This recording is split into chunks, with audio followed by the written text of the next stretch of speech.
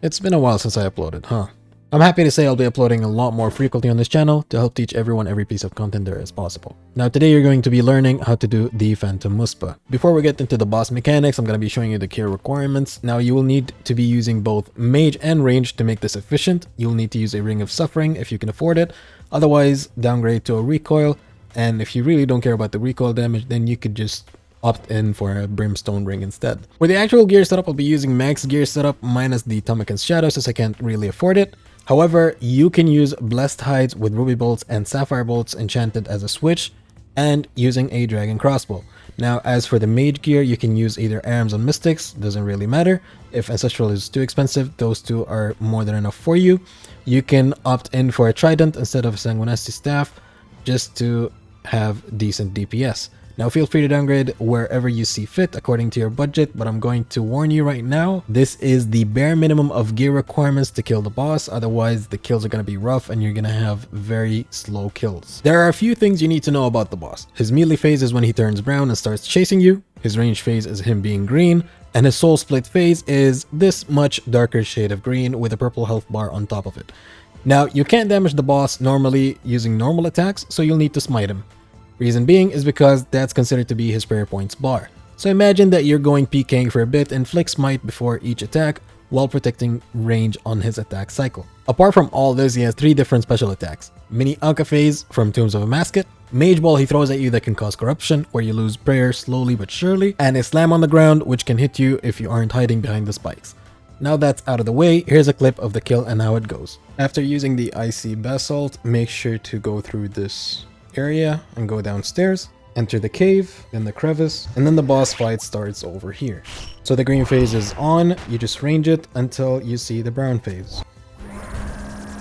This is the corruption attack, you just spray mage.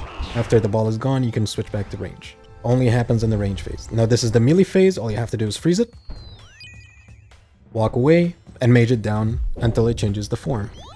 Now make sure when it changes forms, you are moving before you change your gear. Otherwise, you're going to be hit by the spike under you. Now this is the mini Akka phase. The safe spot is actually right over here. Ignore that tile, I was testing something else.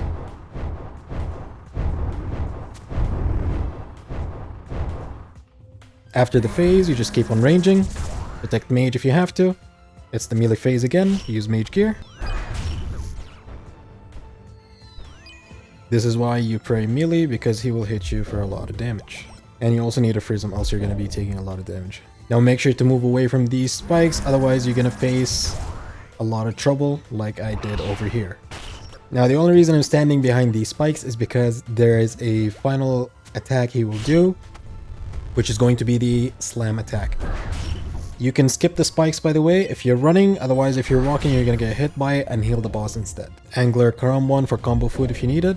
I'll get ready for the final phase, which he will teleport out and slam the ground. Here's where he teleports and slams the ground. Now swap to your Dragon Crossbow with the Sapphire Bolts to smite the boss.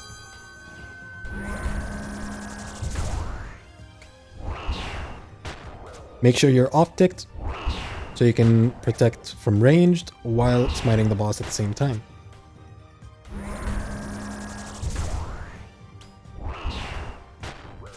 If you're not confident, you can just protect range and wait for your Sapphire Bolts to spec on its own. You don't have to smite while using the Sapphire Bolts. You can just wait for the specs if you needed to. From here on out, you just range the boss until it's dead. Make sure to keep moving, the spikes will keep spawning after every few attacks.